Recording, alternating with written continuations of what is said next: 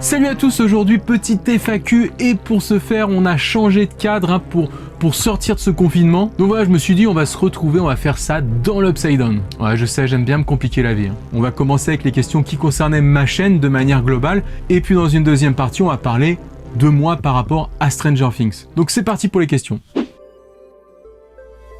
Alors faire de la vidéo pour moi c'est une grande histoire d'amour. Déjà quand j'étais jeune j'adorais me filmer avec des potes, on faisait les cons. Et là je vous parle d'une époque où on était encore sur de la VHS. Puis après en tant que gros consommateur de vidéos sur YouTube, voilà, j'ai envie de me faire plaisir et de faire mes propres vidéos comme ça, de partager un petit peu des choses.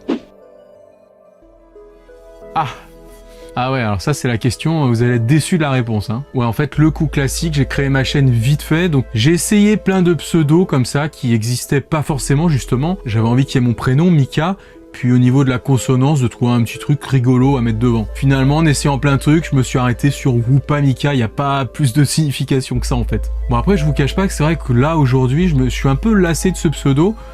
À plusieurs moments, j'ai été tenté de le rechanger, mais finalement, j'ai jamais trouvé une idée assez croustillante pour passer sur autre chose. Donc voilà, pour l'instant, je laisse. Peut-être qu'un jour, je changerai. Dans ce cas-là, je vous préviendrai un peu avant, histoire qu'on se retrouve quand même. Mais là, pour l'instant, c'est vrai que j'ai pas d'idée. Donc bon, je suis resté sur Whoopa Mika.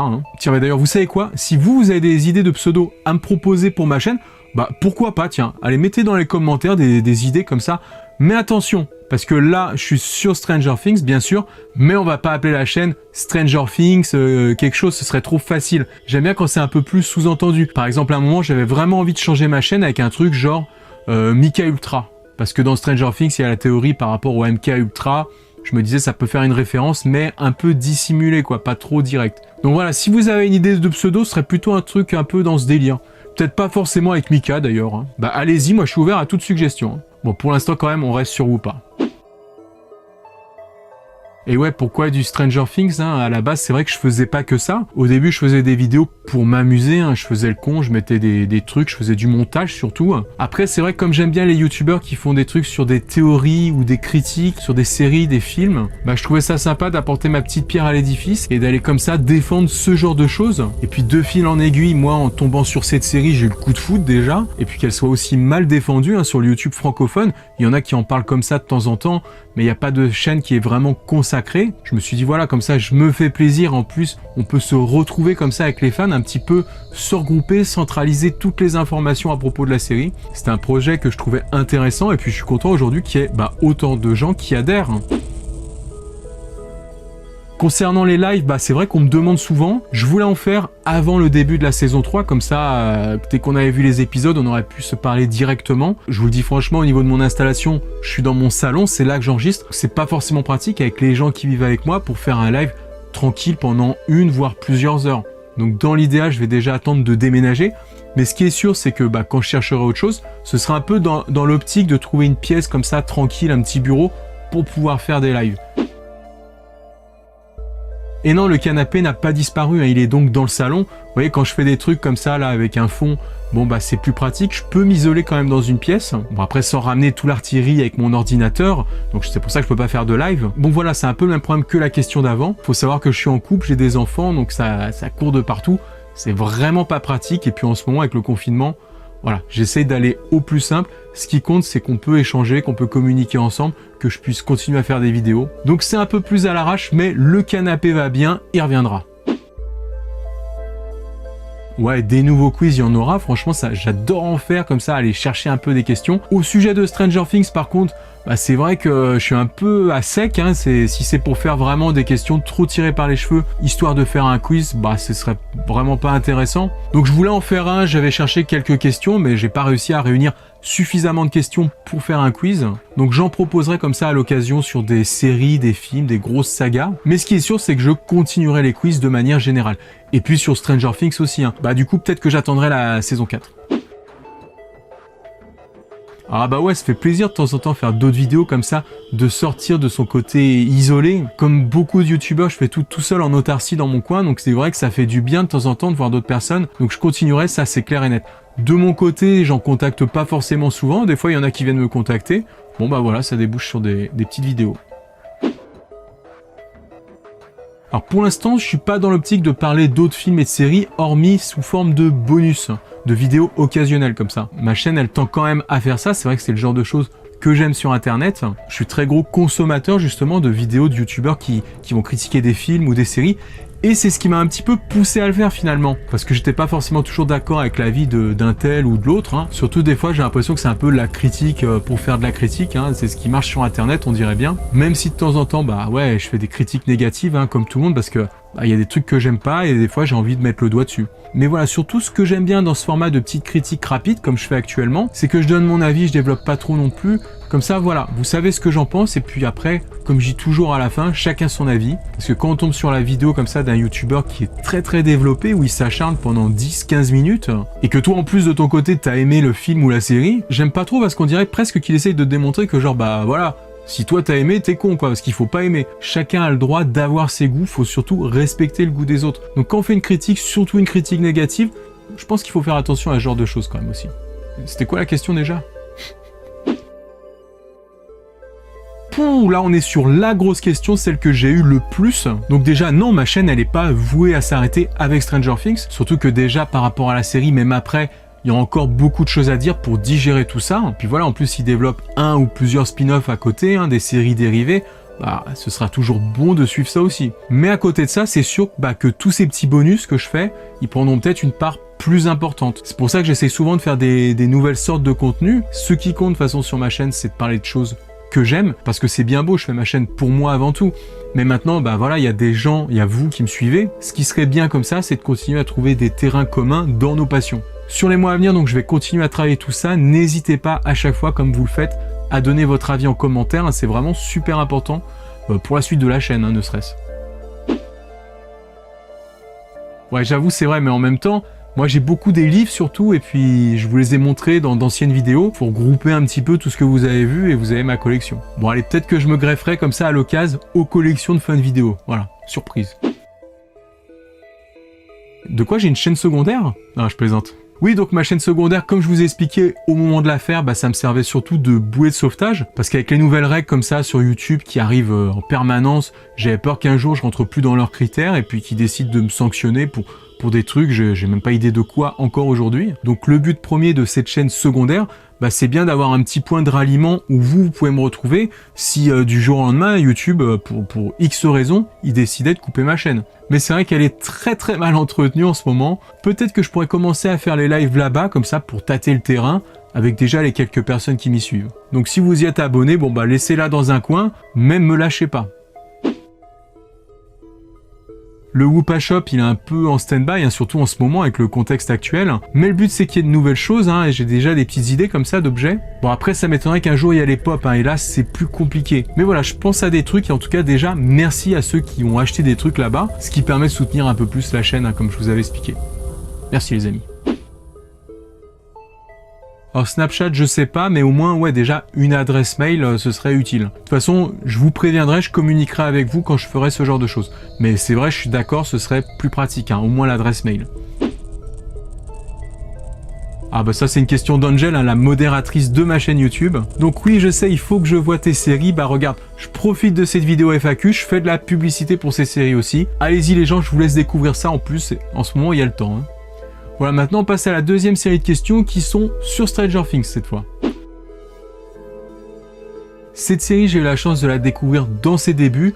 Bon, elle commençait déjà à se faire une petite réputation, voilà, ça avait attiré mon attention. Et du coup, quand j'ai regardé, finalement, il y avait tous les critères de la série que je pouvais que aimer. L'univers horrifique, l'univers fantastique, l'histoire de l'Upside Down qui est beaucoup mise en avant dans la première saison. Bon, faut savoir que je suis passionné des histoires de Lovecraft, hein, c'est vraiment génial à lire. Bon, c'est un peu vieux maintenant, mais si vous aimez l'ambiance Stranger Things, il y a moyen que vous kiffiez. Les mondes parallèles comme ça, un peu à la Silent Hill, hein, c'est une de mes licences préférées. En plus, on ajoute à ça le côté années 80, la bande de jeunes, c'est vraiment une Madeleine de Proust, hein, pour moi, ça fonctionnait super bien à ce niveau-là. C'était un peu le but pour les showrunners et je me suis laissé complètement prendre là-dedans, ça a fonctionné du feu de Dieu. À la base, par rapport à ce que j'aime au niveau des séries, ça a vraiment rien à voir. Pour vous donner une petite idée, en série qui est achevée là aujourd'hui, moi ma série préférée c'est Breaking Bad, donc ça n'a rien à voir avec Stranger Things. Et pourtant voilà, chacune dans leur genre, elles sont excellentes. En tout cas, j'ai vraiment hâte de voir la fin de Stranger Things pour savoir quelle sera ma série préférée de tous les temps? Est-ce qu'elle détrônera Breaking Bad?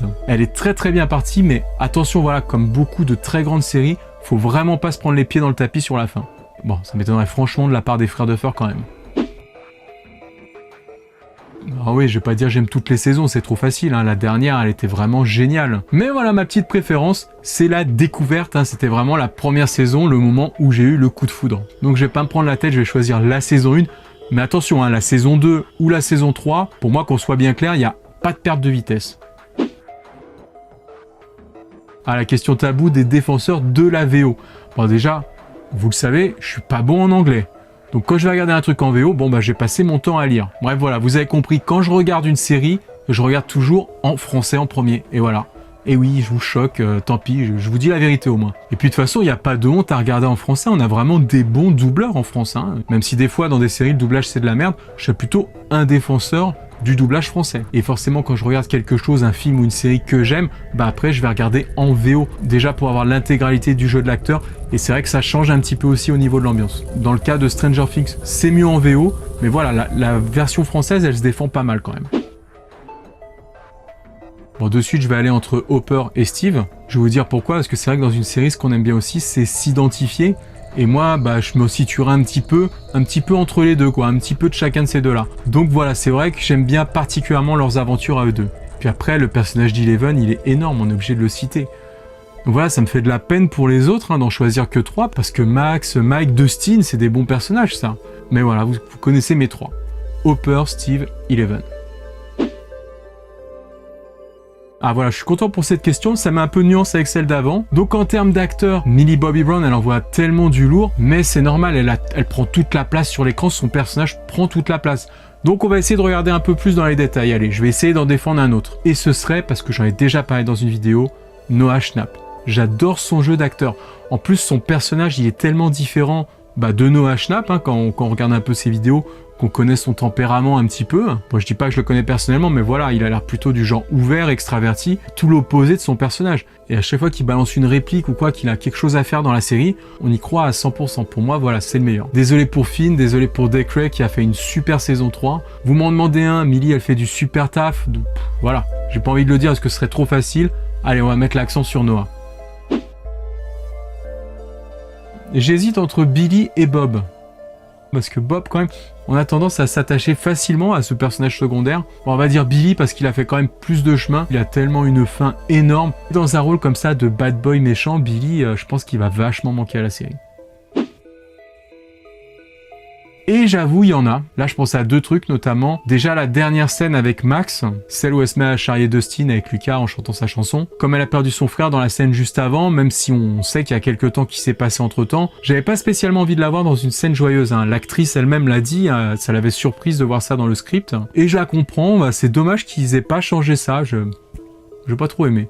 J'aurais préféré qu'ils nous préparent justement à quelque chose de plus sombre peut-être par rapport à son personnage pour la saison 4. Deuxième chose que j'ai pas aimé, enfin qui m'a un peu surpris, de toute façon tout ça c'est des petits détails, hein, je pinaille. C'était quand Hopper au début de la saison 3, il appelait Eleven.